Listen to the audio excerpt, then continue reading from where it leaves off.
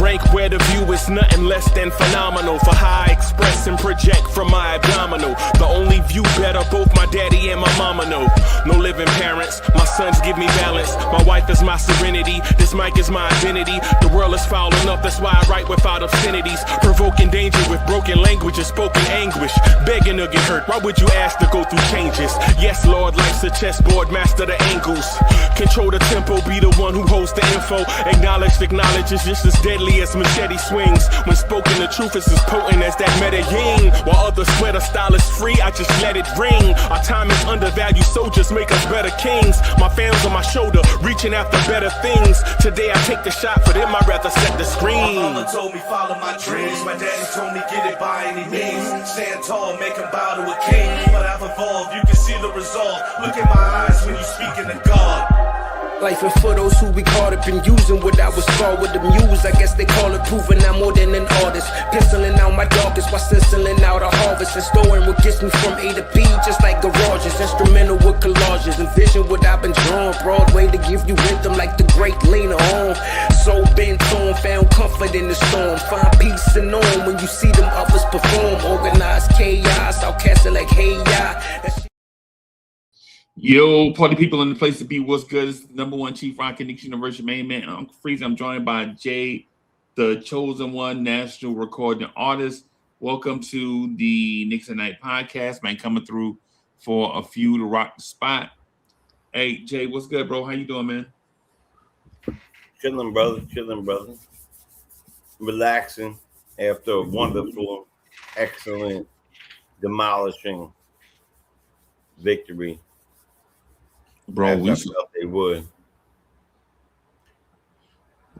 some stuff tonight, bro. Stuff tonight. Yeah, we sure did. Yeah, we saw some stuff tonight, bro.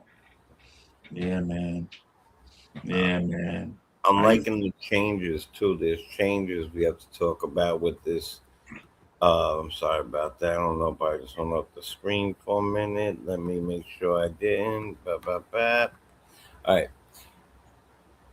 Yeah, it's looking good. I'm gonna tell you something right now. OG, do we have a player or 12? We look good. We look good. We look really good. We look really good, man. If I told you that we would win by like 1,000, getting 140 something points, and our superstar point guard only had 9 points. I listen, and this is where the switching comes in. I said only had 9 points, but he is working on something quite a bit, and he is excelling. Yeah. Pass game is looking really nice. Yeah. Yep. Yeah. And I don't want to hear from anybody. We were putting it on him before Murray got hurt. Though I never like to see a injury, so prayers for Murray get well soon. Right. Even the teams I dislike heavily, I don't wish that on them. But we was doing our thing regardless. We'll turn this off. Yeah, man. What was that, 2K? Yeah, I was 2K'ing for a little bit. Yeah. And then I was about to watch something for a few, and then you see where I'm at? I set myself up. This is the couch. Right. This is my back on the couch. Sitting on the floor. Feels good. Yeah. It works. Feel good. So where do you want to begin? I mean, this is Um, for me, and I know this is gonna sound, um, I think this is 1 in 82. Right? You know how like we lose to like a Pistons team, and we're like, nah, yeah, don't overreact. It's just 1 out of 82. Yeah. I think the for the most of the game, I'm gonna say this is 1 out of 82. Now at the end of the game, seeing our young guys come off the bench in garbage time, I think that's something for me to kind of feel good about. Yeah, I was thinking about that. Comb Dottie had a sweet looking shot. It was water. Um, you know, I'm I'm I'm gonna refrain. There's nothing negative to dwell on in this game Right? at all. Nope. All Nope. right, so I don't want to hear any negative from nobody because you know, I somebody called me, yo, that was a dope game, but if this was, I was like, it didn't happen though. So I No. don't. Sorry, I gotta go. Yeah. I mean, Yeah. really quick. Yeah. So it was a well-rounded game. Yeah. I really feel like I really feel like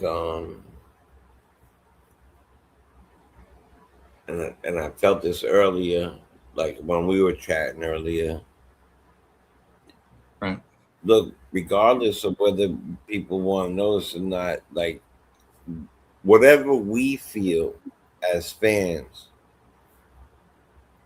regarding how refs call a game or what didn't happen in the last game or whatever, the team feels way more and is always going to feel way more. We're just emotional creatures who feel something. So I really feel that they brought whatever they felt into this game, plus the things they've been practicing, plus the continuity, plus all the above. Right. And then to see um Lacombe Didier has been having no burn at all.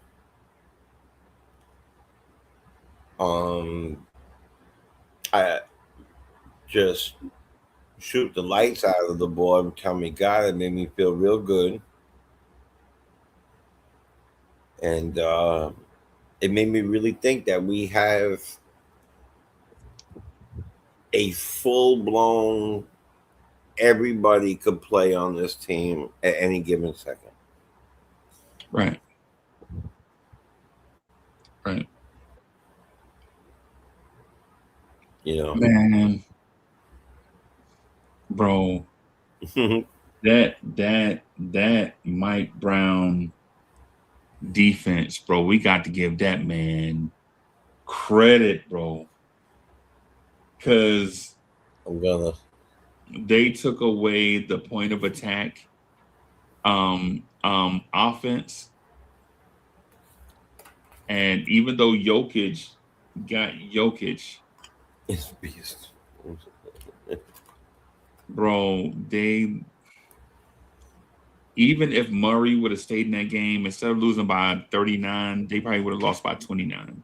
I agree with the 100. There's nothing that could tell me anything else. The Jalen Brunson playing off ball being a decoy thing is a thing. It's a thing.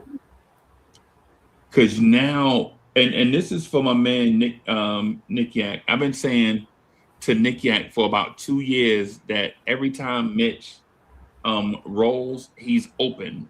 When he explodes out of the roll, he's always open, right? Now they're running decoy actions on the opposite side where that roll area for Mitch is not clogged. Right? Because you gotta defend it. You have to defend the shooter on that side. So you have the shooter on one side of the wing, The other side of the wing, Mitch is in the middle, rolling to the rim, and a ball handler too. And if you crash on the ball handler, the lob is going to be there. Yeah, Man, definitely. that spacing is incredible. Yeah, spacing is very good.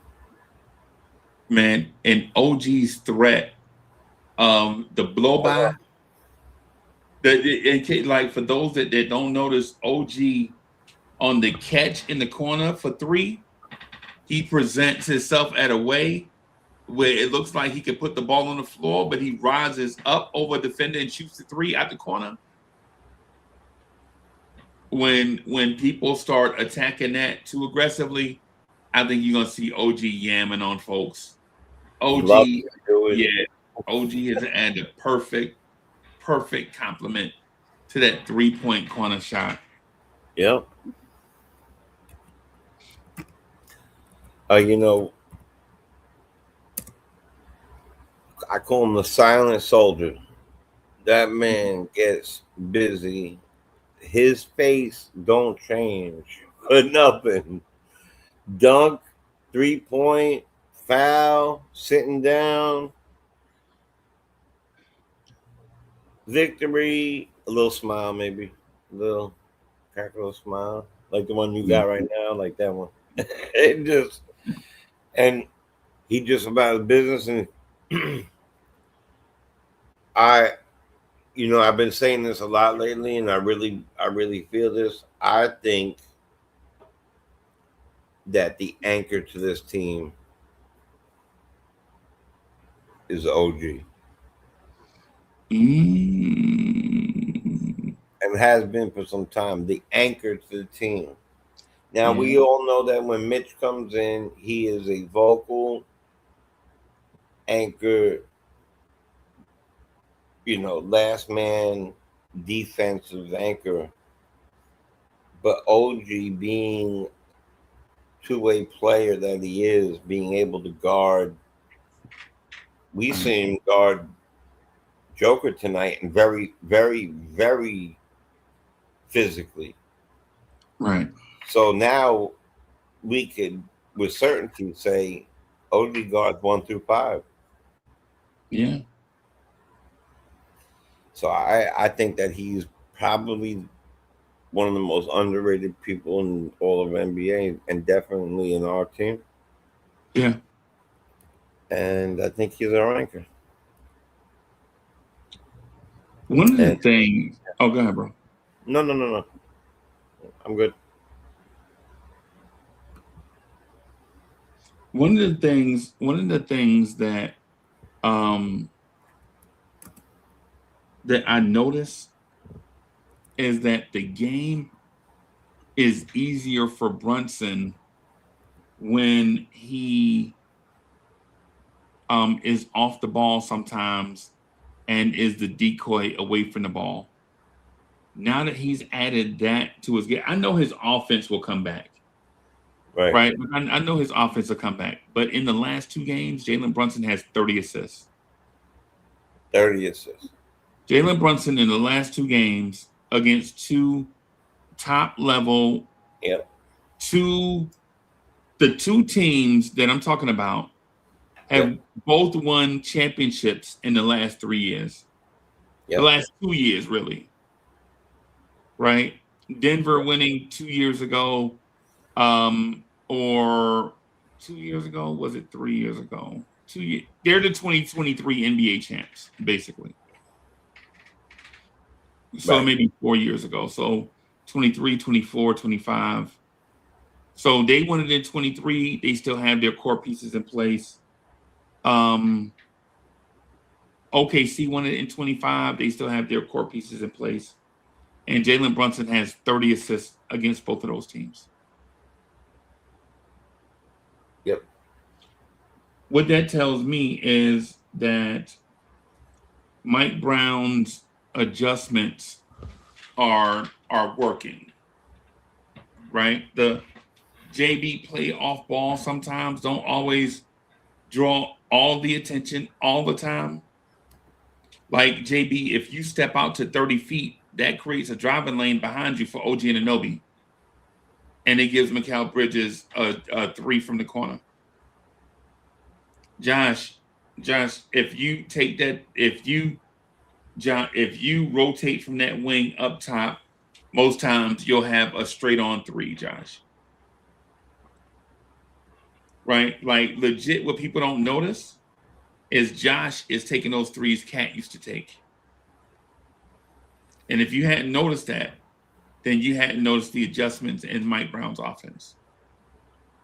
If y'all notice, Cat used to take about 4 threes a game from that spot where Josh Hart is right now, then you hadn't really noticed the adjustment. And there's no shame in the game about, you know what I'm saying, what you notice and what you don't. But if you notice, Cat catches around the post area and Josh getting looks from the perimeter,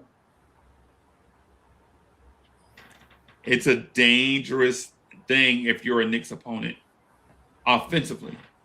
Now, defensively, the Knicks are going to deny you what they've been doing. They've been denying you your favorite starting point. Like, you know how teams get the ball up the floor and they want to, say, start from the pick and roll from the wing.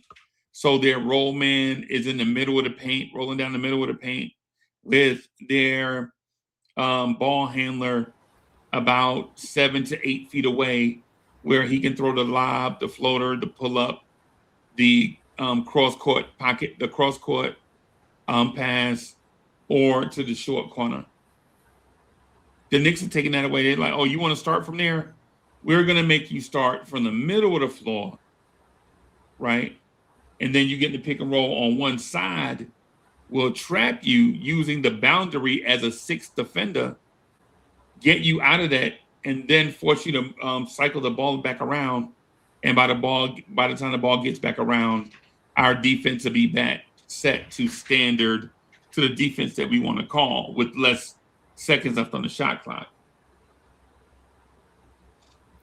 Yep. So it's a lot of things that Mike Brown has made. I want to give him credit. You know how hard it is for me to do that, and I do too. I'm going to.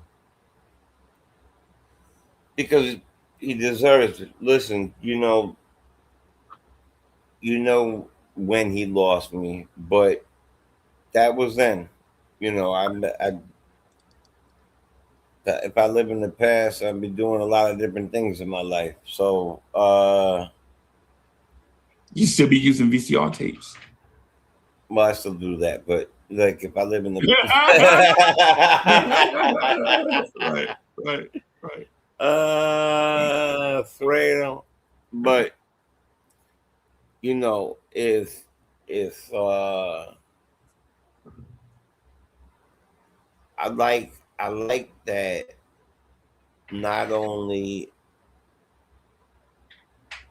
is our defense like becoming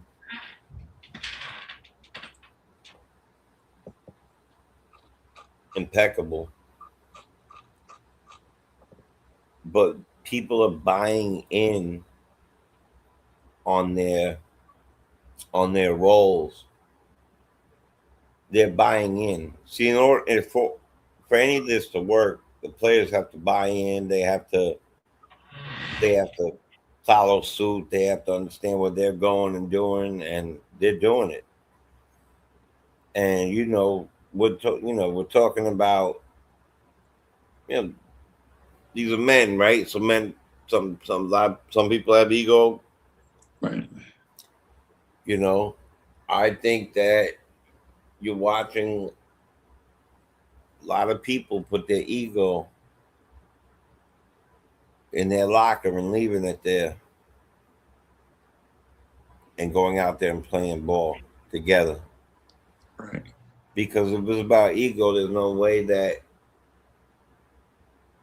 JB ends the game with 9 points. Yeah. Regardless of the assist. But it wasn't, right? Because we're talking about a guy who was like 4th or 5th in scoring at one point. Right. And I really, so, we're talking about people who took pay cuts. We're talking about people who did different things. We have players buying in. We are decimating teams. Like I said, I'm not going to go back and talk about the other one, but regardless, Right. you got to win. It's kind of like the rule in baseball: if the ball hits your mitt, you're supposed to, or in football, if your fingers touch the football, you're supposed to catch it. You're supposed to catch it. Yeah. Period. Period. So, I definitely think that we're watching a transition of a championship. This is exciting, actually. A championship caliber team in front of our face right now. And not to say that we weren't heading that way, but we weren't Heading that way. heading that way. Right. Right. There were too many peaks and valleys where there are much more peaks and much more planes. Right. So now once you get up to this, you get to the peak, and now boom. But then you see another peak, because I still think they got more to go. Yo, the Cully Goat is in the building. Salute. They got more to go, and they're gonna show us more things. There's a big road trip. Yeah. I think one of the things that I think we should probably notice is sometimes a team has your number, and sometimes you have a team's number. And the Denver Nuggets, for as good as they are, for some reason, the Knicks are like Kryptonite. The Knicks are just like a rocking air shoe. Like a boulder. Yeah. Yeah. Yeah. One of them Rocky Mountains. In their shoe. Yeah. Yeah. Up in Denver. Yeah.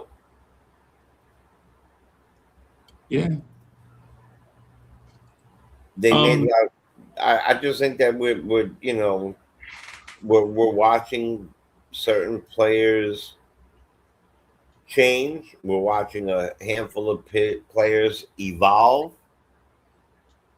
We're watching consummate pros and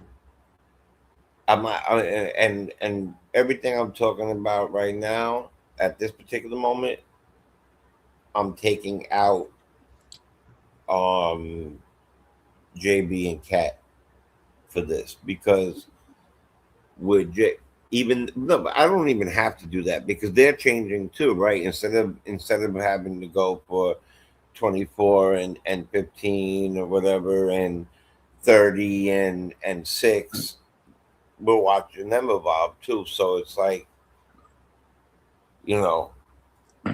to see like Diawara doing what he's doing, evolving with how he's coming along, and I think that shit.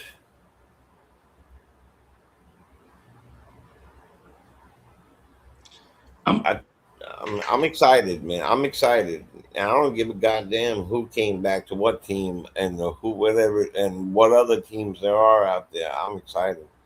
Right. Want to say, Mo Diawara,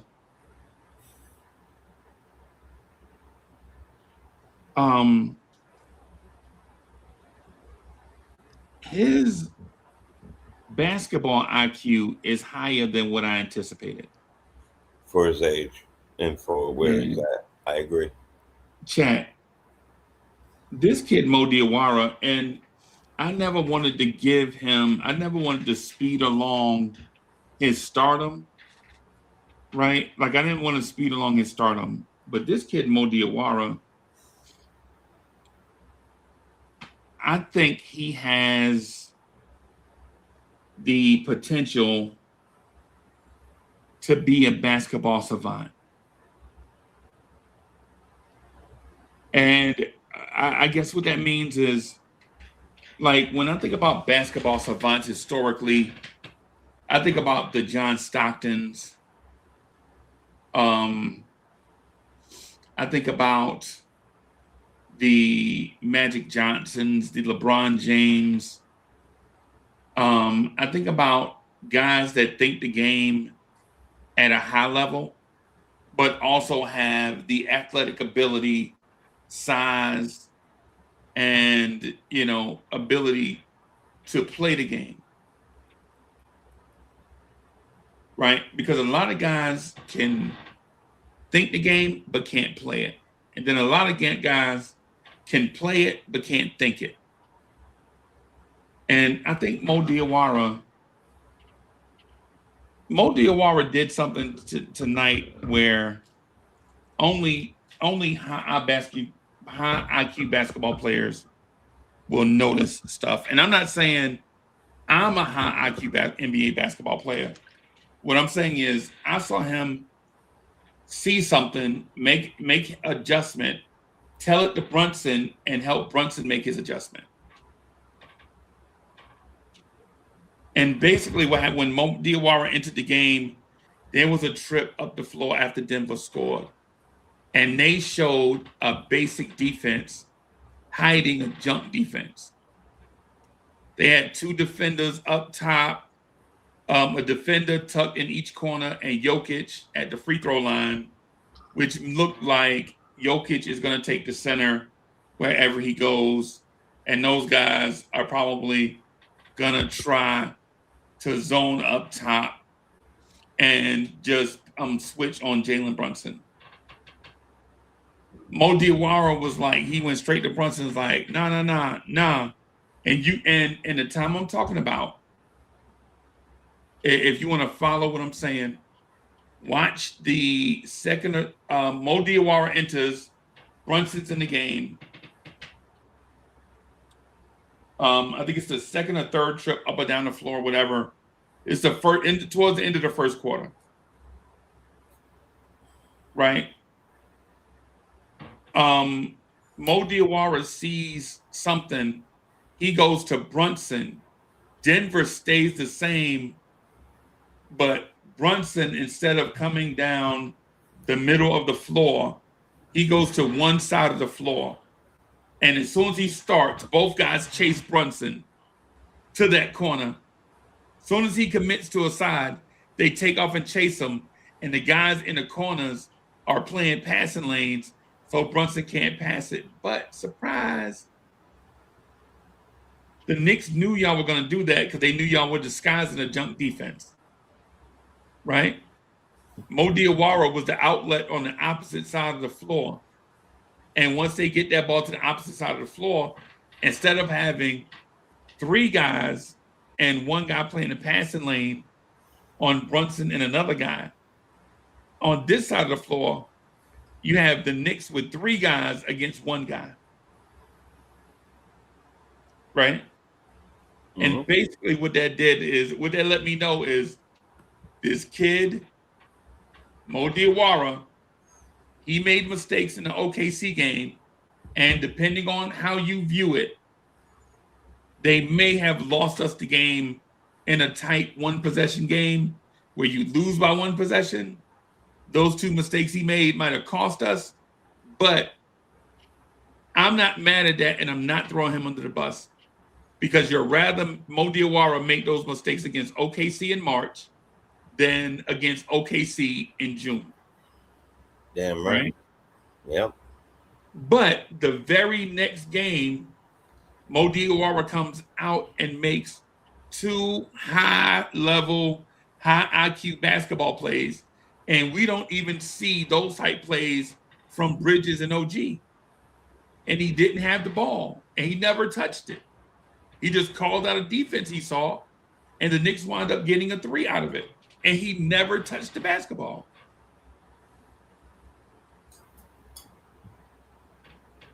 Now, I know it may seem like speculation or whatever it is, but Brunson's dribbling the ball up at the floor, looking at Brown. Brown's calling something. Mo Diawara goes to him. Hey, no. Denver tries to jump out and cool off Jalen Brunson and the Knicks. Because remember, Denver had a lead. The Knicks were reeling them in. So Denver's going to try something different defensively to throw them off kilter. And Mo Diawara spots it. The Knicks get a 3.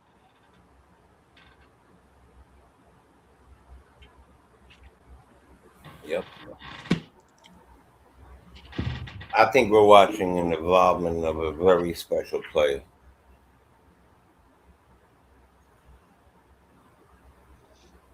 Right. That the Knicks do the right thing and they continue to. You listen. All the best players will tell you that they're in the gym all the time.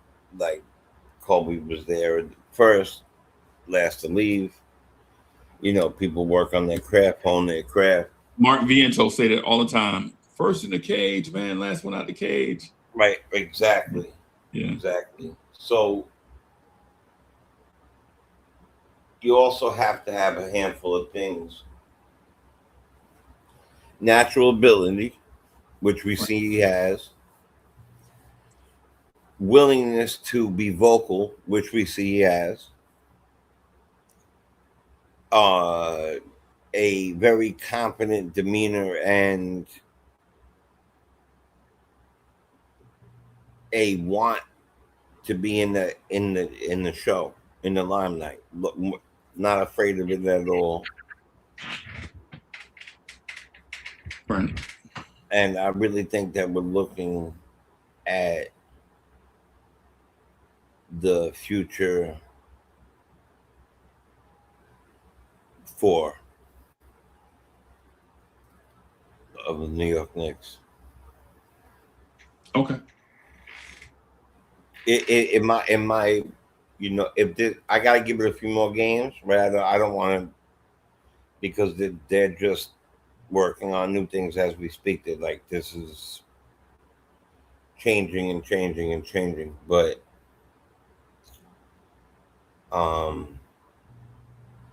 he's naturally organically a, you know, growing in a grower. He's naturally gifted, and he is definitely a team player.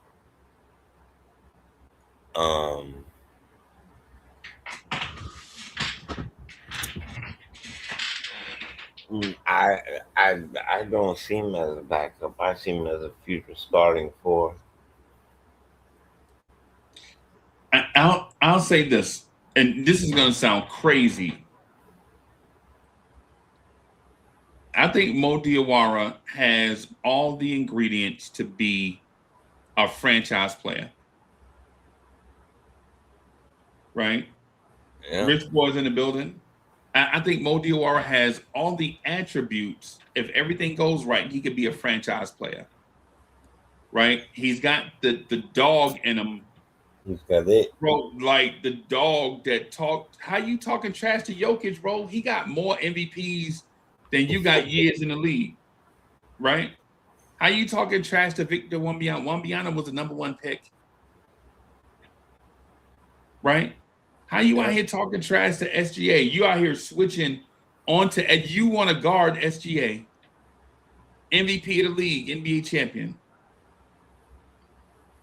right?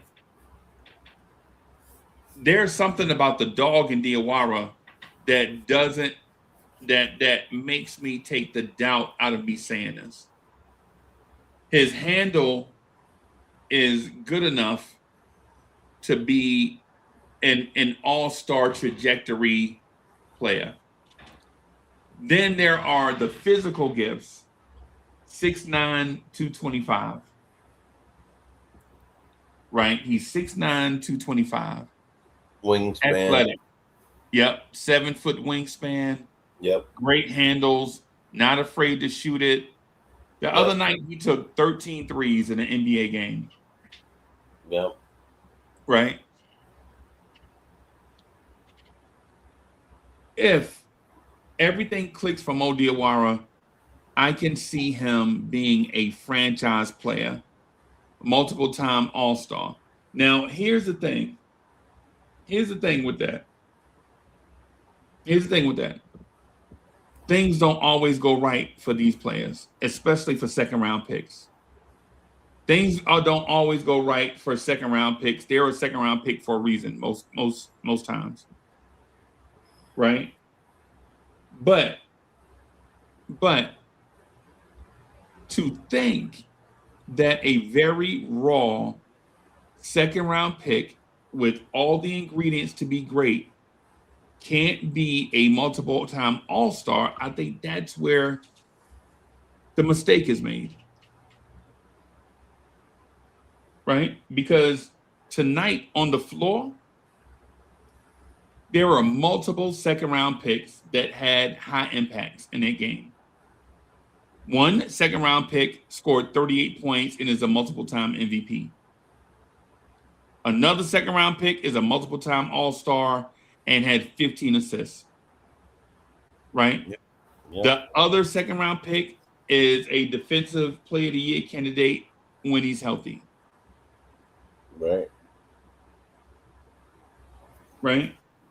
So if you think about it in a what if everything goes right scenario, the sky's the limit for Mo Diawara.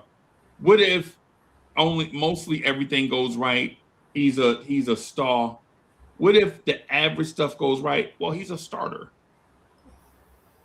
Cheap labor, right? He'll be cheap labor for you for years, right?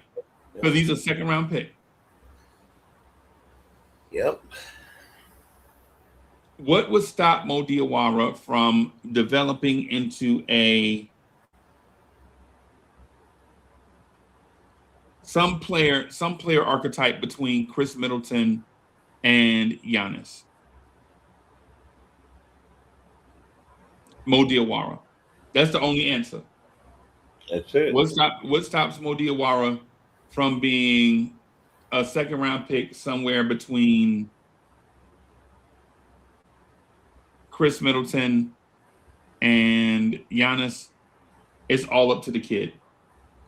Because clearly the Knicks like him. Clearly they want to play him. And clearly this kid is the archetype of where the NBA wants to go in the future. 6'9" ball handler that can shoot the three and defend. Not afraid of the big time. Not afraid of who you are. Embraces. Loves it. Yeah. Loves it. Just real quick. Let me just say this real quick.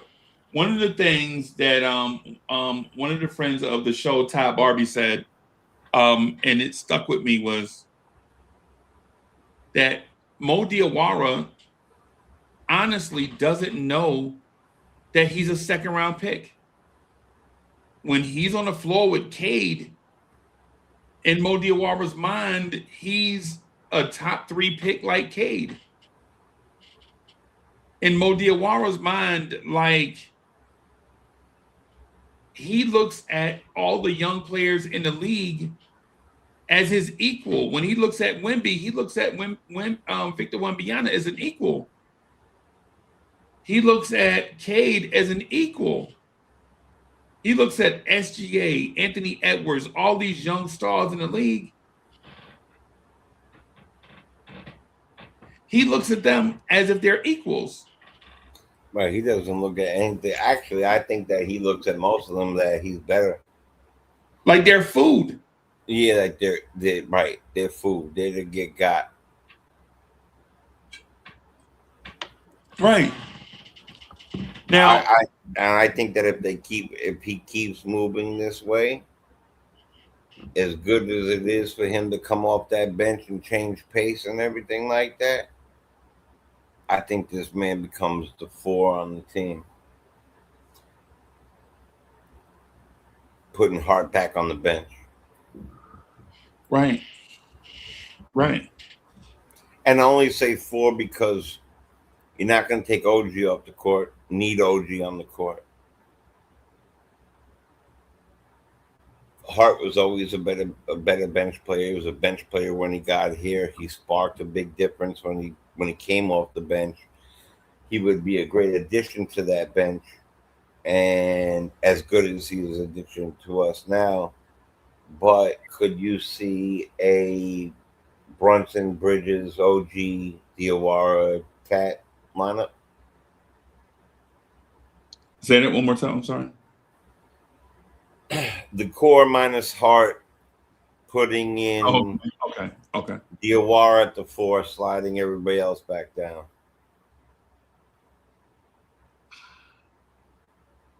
I don't like Diawara at the rim.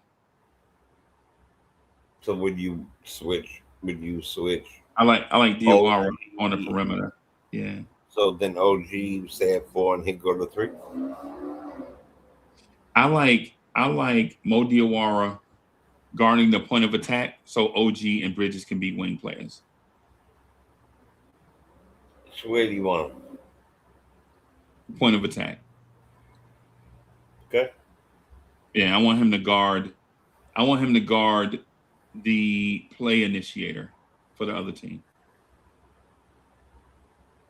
Right. And listen, I know he's not going to be great right now, right? Because he's not a great two-way player right now. Right. But if you could put him on as the point of attack defender, now it allows OG and Bridges to be wing players. Because Diawara is not not the wing defender that Bridges and OG are when they are allowed to guard wings and play passing lanes. It'll come. That day'll get here. That day soon come, right? But it's not here right now, right? And if you look at the Knicks defense, how great it is with Josh Hart and Brunson and Cat on the floor, right? With those 3 on the floor, you know they're not great individual defenders, they're great team defenders, right? Yep. But at the same time, if you take one of those guys out and add Mo Diawara, say if you take Josh off the floor and now you have a more athletic defender, right?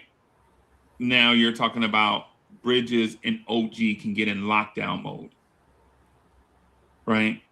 And you know when they're in lockdown mode, like those games when Deuce is here and Deuce guards the point of attack and Bridges and the OG can be wings. Now you're talking. I don't like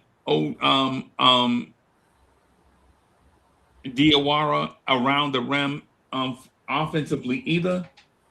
Because I think he's developing a deadly 3-point shot, and he's got handles to set up and play make. The day'll come, it'll get here, right? The day'll come, it'll get here, right? But the day'll come when this dude is going to be good enough to play make with Jalen Brunson off ball, where he can set up and hit shooters. That's fine with me. I love that. Right. Because the thing is do you want Mo Diawara around the rim at the same time you want Cat around the rim, and now Diawara, a ball handling jumbo wing, is trying to be Charles Oakley instead of trying to be Lamar Odom.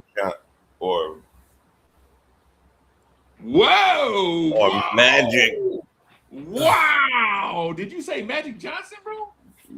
That 6'9" ball handler, distributor. Yeah. Walt Williams, yeah. Little something, and it goes perfectly with what I've been saying over and over. And we're watching it evolve. Well, we're actually watching something different than I thought, but it's the same, different. Right. Having him play this, if you want to make him, you're describing a combo guard, Yeah. which is what I also describe JB as. Yeah. Which makes it no more dribble, dribble, dribble, no more being locked down before half court. There's two people coming up. One of them is tall enough to go grab it. One of them is Plaxico. You could throw it and he'll grab it out of the air for you. And you I notice understand. how you use Plaxico a lot. I was gonna use Harry Carmichael, Randy Moss. Yeah. I remember Randy Moss, but he wasn't a giant. And we beat him. I respect him though. One's Barry Sanders and the other one is Plaxico. But I just think when he's good enough to move around. So if you do need him to play the 3 and OG in the 4, because the same reason why you don't want him under the rim when Mitch is out there or Cat's out there to clog the area, the whole area, is the same reason why you don't want JB, or the reason why it doesn't work well with Cat and JB at the same time under the rim.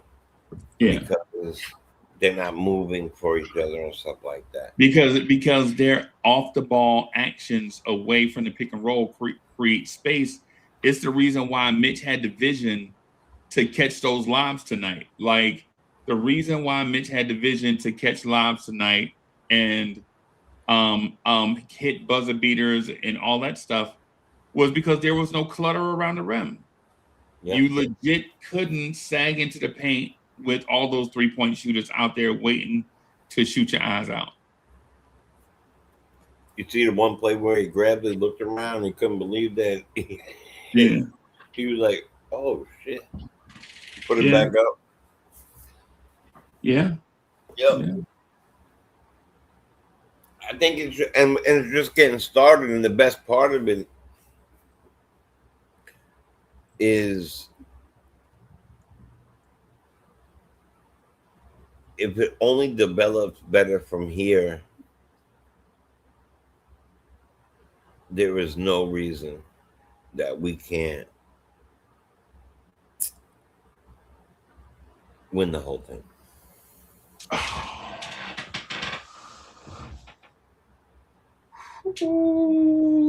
Wee! We're gonna win the whole thing. I thought you were gonna say stay hot. Oh, we're gonna say more. We're gonna say more than hot. We're gonna say more than hot. Yeah. Okay, you got me. I thought you was gonna say stay hot, but man. Yeah. Yeah. Okay. Yeah. Okay. Yeah. I think we might go 5-0 on this one. The road trip? Oh yeah. Okay. I take 4-1, but 5-0 is what I'm looking for. Right. And yeah, sure, he made a few mistakes in that game. I'm never one to blame the refs. The refs have a part to do in that as well as other people. OG, Brunson, Bridges, just missing a few things, some free throws. Yeah. But when your face is on, they're trying to make the NBA is in a funny place. They're trying to create the new batch of faces for the NBA. And I believe that Diawara could be and will be in that batch. Okay. Right? Once he gets kind of like turned loose, Yeah. And that means, plays drawn up from him just having the ball in his hand, him finding open space the same way that JB is finding open space. Because if you're a combo guard and he's also a combo guard, it doesn't matter what height you are, you both have to find open space. So, and man, just get ready for that parade, bro. Yeah, man. And so not to fast forward, but Diawara does have to finish his breakfast and eat his vegetables. Right? Yeah. He's still gotta do his homework. Sure. Still gotta get ready for school if everybody understands the reference that I'm talking about, right? Sure does. Just real quick in these last couple of minutes though, I want to say hats off to Pakam Dadier. Yeah, man. Pakam Dadier's defense tonight and those few minutes he played was out goddamn standing, bro. Like this dude, bro, did Pakam Dadier defense tonight. And I know he did. I think he had a dunk and scored a little bit. But there were times in that game, and I know it's against NBA veterans, everybody. I know it's like, hey, man, it was just a bunch of day veterans off the bench, man. Listen. Okay. Listen, bro. That man's defense, bro, was damn magnifique. I don't even speak French. I'm not from France. Right? I'm Nigerian. I'm Nigerian. I don't even speak French. But, bro, that man's defense footwork, phenomenal. There was a play where him and Sohan communicated so well that they wound up getting a jump ball. And Dadier took on the responsibility of guarding their point of attack initiator. A 6'9" jumbo wing guarding a 6'3" combo guard. He did some other stuff. He had a dunk, and he had the crossover in the half. Man, when he sized up the dude, pat, and went to the rim, I was like, oh, that's what I was talking about. I taught him that. I know he told me. But he told me in French, so I didn't understand. So, yeah. I'm gonna get him. Yeah. He gotta use Google. Yeah, he got Gotta use Google. Bro, man, that defense, man, bro. I'm gonna say this to all the Sohan fans out there. I'm with y'all. I'm the number one Sohan fan. He is. Right. What I recognize tonight is Sohan clearly is not in prime basketball shape. At the end of the game, and I know altitude had a lot. Not playing for a long time and the altitude, I understand it. Right. At the end of the game, Sohan was at the thing talking to call it like, yo, man, the fuck. You know what I'm saying? When Sohan gets into shape, I think you might be saying, get used to seeing Sohan, Diawara, and Dadier. 805 is in the building. Yo, you gonna be at the game, bro? Man. St. Patty's Day. Yeah, that's dope. Yeah, that's dope, man. I hope y'all pull out a dub, bro. Word. Yeah. Hey, Jay, you got anything else to say before we get out of it? Oh, bro. Hey, man, this kid, number 55, you're going to have to be aggressive, bro. Yo, I was going to say something. He better. He better, or he's gonna find himself not even in a blowout. Yeah. He better. Huck Party, you got to start being aggressive, dog. All of that reaching with your long arms for rebounds, bro. Go to the ball and catch it at its highest point. Right. Learn to time your jumps. Yeah. Two hand. Bro, you got the come on, dog. You got the come on. Because if you're not gonna do it, we got this young killer in the G League right now, lighting up teams every night. A 6'8" combo guard, just on the verge of being triple doubles every night. Yep. That we can add to the roster, bro. Yep. On that, everybody, just want to say one thing before we get out of here.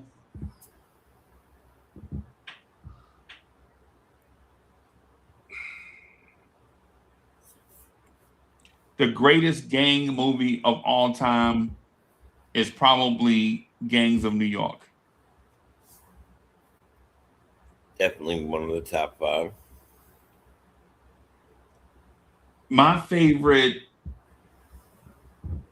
mobster type movie right now, my favorite mafioso joint right now, A Bronx Tale. I was thinking Casino. I was thinking The Godfather. A Bronx Tale kind of hit me different. Goodfellas. Goodfellas is I live 10 minutes away from where that happens. Bronx Tale. Here. I'm gonna hold on one second. So Bronx Tale, well written, well done. Great actor. Great actor. Love the fact that De Niro took the bus driver's role instead of the head guy's role. But that was Montana, that was written by him. Joe Montana, yeah. Yeah. So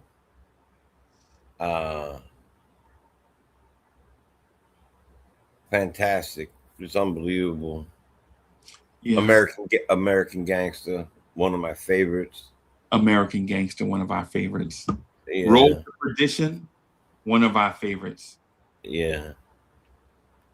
Felt like I had this conversation. See, maybe. Yeah. Probably with a mafia guy or something. Or an Italian guy or something, probably. Yeah, probably. Maybe not. Hold on a second. Donnie Brasco. Let me tell you something. So these are all real stories. Donnie Brasco, Bronx Tale, Goodfellas, Godfather. No, Godfather. No, Godfather is a creation A book. of a family from a book of a family out of Italy. And the way they do their mafia is completely different than the way it was done here. The best John Gotti movie is the Amana Sante one, not the John Travolta one. There's a lot of great ones. Donnie Brasco was fantastic. King of New York. King of New York. That was special. There's so many people in a lot of these things, man. A special shout out to Sugar Hill. Sugar Hill. You're right. Definitely. And my man Grandmaster, who got played, sugar hill.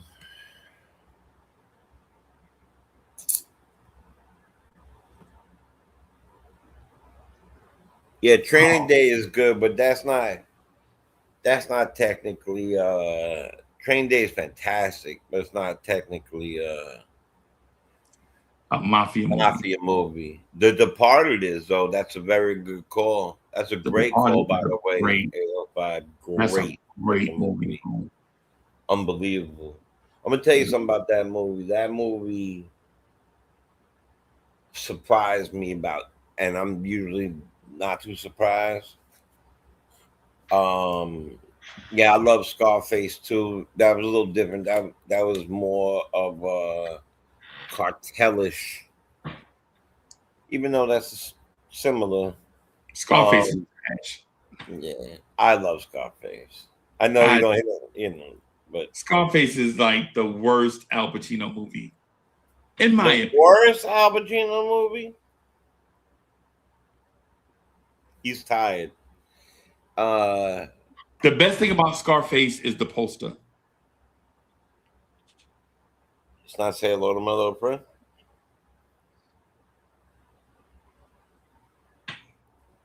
We know what is a dope movie though. Is what's the name of it? They made a part two. They made a part two about it. French Connection was fire. Fire. I might watch that right now, bro. You know what? I'm gonna watch one. What is the damn and you cannot deny this. Anybody knows it right now. I'm not gonna say it. And you can't either. When he's sitting there, Sicario was amazingly done. Amazingly done. But that one is also a cartel movie.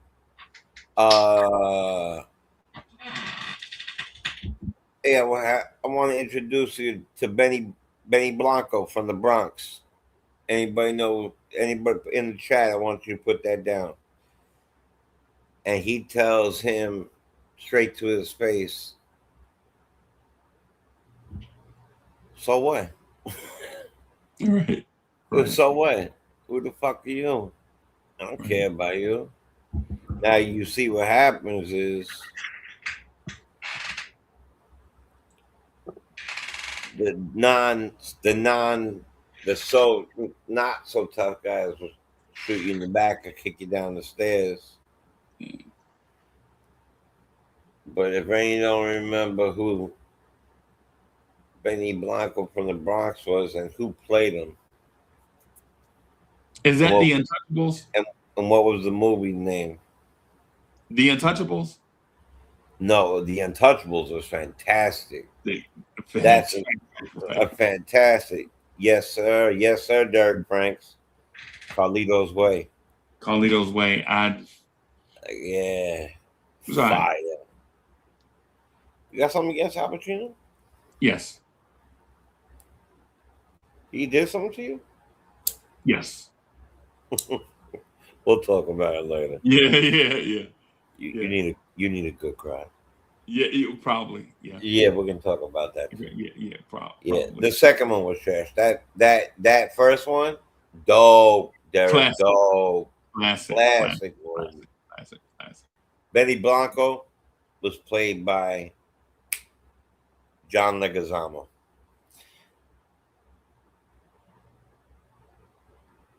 Bugsy. I could talk about this all day. All day. Yeah. And we will one day. Soon. Yeah. One of these days I'll put the link for Echo and Essence over here, and then we'll just watch it over there. But the thing about Pacino is I think the cool is not there in some of those movies.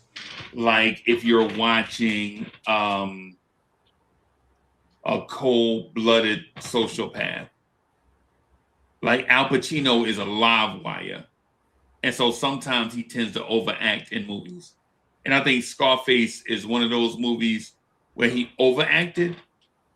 And the irony is, in The Godfather, he underacted. You know what I'm saying? Yeah, perfectly though. Yeah. For some. Yeah, Like, I'm saying like he could have turned it up a tiny bit here and there, but he did when he needed to.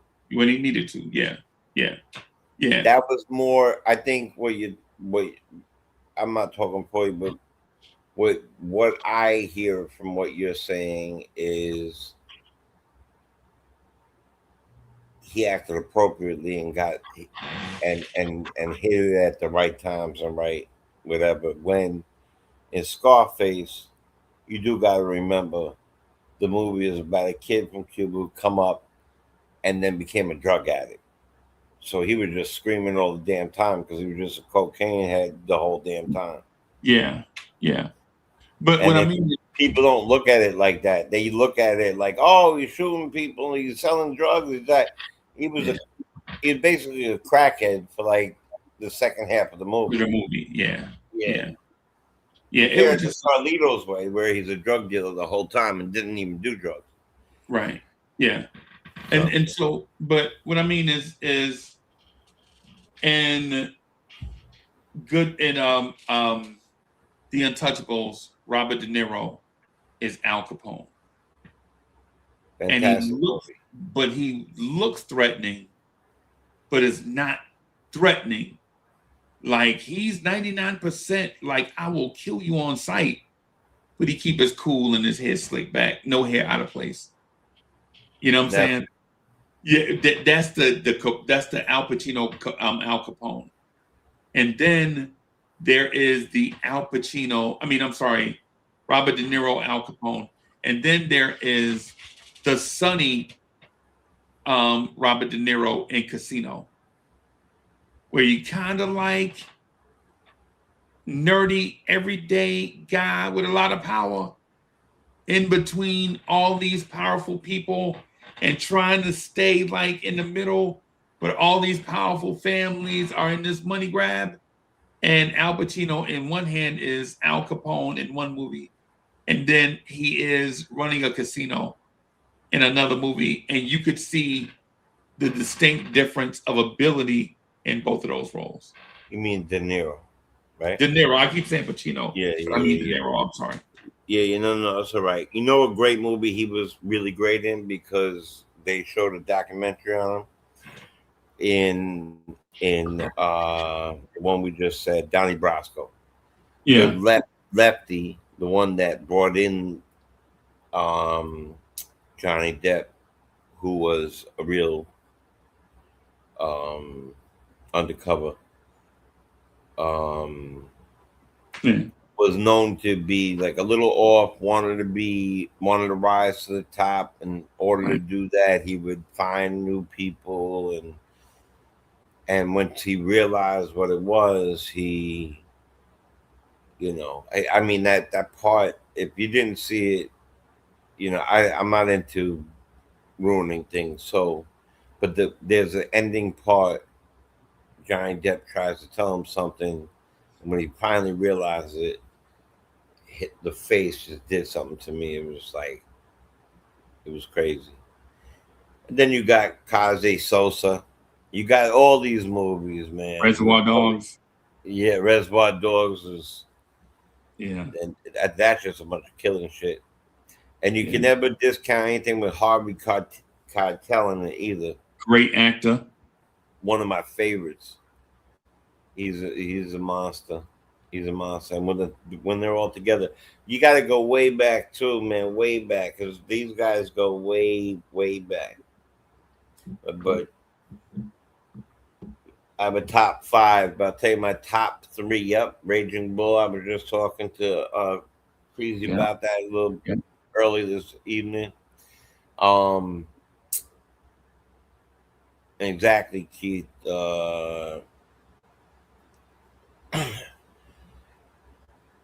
You know, a lot of these movies played by these guys, a lot of research done in it. Right. But yeah, they were all doing. There's a great movie with Pacino called 88 Minutes. It has nothing to do with the mob, nothing to do with any of that stuff. He's actually a detective in it. Check it out, though. Yeah, yeah. There's a lot. There's a lot. My favorite was I watched Cocaine Rip to Long Island in the '80s. Discos, the rock clubs. Yak, where you at in LI? Where was that?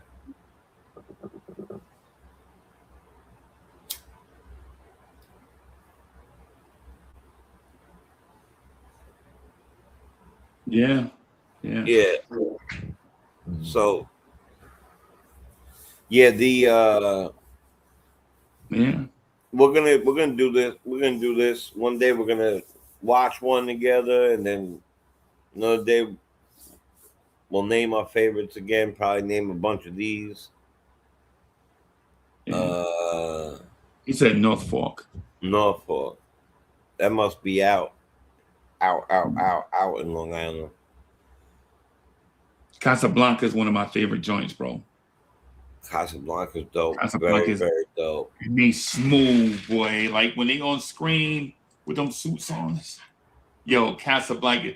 Yo, from the way they be holding their cigarettes, they be holding their glasses in the bar. Yo, Yeah. Casablanca is smooth, boy. Like if you a playboy, like I fashioned myself a retired playboy, and I don't mean like that. I mean the I'm suave, retiring. if you the suave debonair, you know what I'm saying? That's what I'm talking. That's why I love De Niro over Pacino, because I can't see Pacino in a suit without wrinkling it, with like the overacting and the stuff. But I do like Denzel. I do like Tom Hanks. I do like Harrison Ford. But I'm not a fan of Bruce Willis or Al Pacino and those type guys. That kind of, you know. Yeah. But it's just preference. Yeah, right. My favorite. I told him my favorite actor of all time is Denzel Washington. My second favorite actor is a tie between Pacino and De Niro. And Yeah.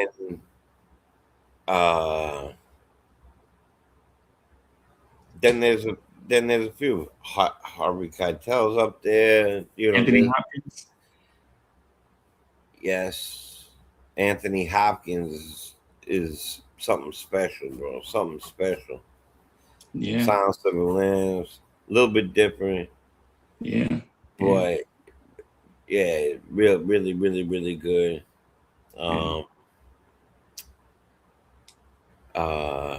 What was the brother's name that I told you I really love? Passed away. Chad Boseman. Yeah, Chad Bowles was a monster, just amazing. Yeah. So there's so many. There's just too many to. Philip Seymour Hoffman. You know what? Great actor. Very underrated. Very great. He talking about a person that could switch from Goofball to villain. adult teen in a Lower East Side to a Fortune 500 to a guy who robs his own family jewelry store. Sad what happened with him, but yeah, he was real serious. Yeah. Great actor though. Heath Ledger, man. Oh, that was all the good ones. Go, yeah. Yeah, man. Heath Ledger, bro. It's like a lot of great actors. I thought I thought Christian Bale was going to be on that road because when he did American Psycho and then those 3 Batman movies, I was like, he gonna be somewhere. So he did a weird movie called The Machinist where he lost 120 pounds. He was 90 pounds. Yeah. And then he got big to become Batman. Yeah. I give him a lot of props for that. That's crazy. Yeah, he was good. That American Psycho. Yeah. This song is from 1995. You never heard it before? He's walking around with the golf club around her. Right. Ooh, that movie. Right. Yeah. On that, man. On that, yeah. I guess we'll wrap up and get out of here. Thank you, everybody, for coming through and rocking with us. I'm sorry about this week and last week, man. The work schedule has been crazy. I'm going to try to do better, but the work schedule is still crazy. I got to figure out a schedule where I can still have a voice to talk to y'all and, like, you know, be solid at you know, the job and everything, too. But thank y'all, everybody, for coming through and rocking with us. We'll bid everyone adieu, man. Thank y'all for coming out, man. Peace, everybody.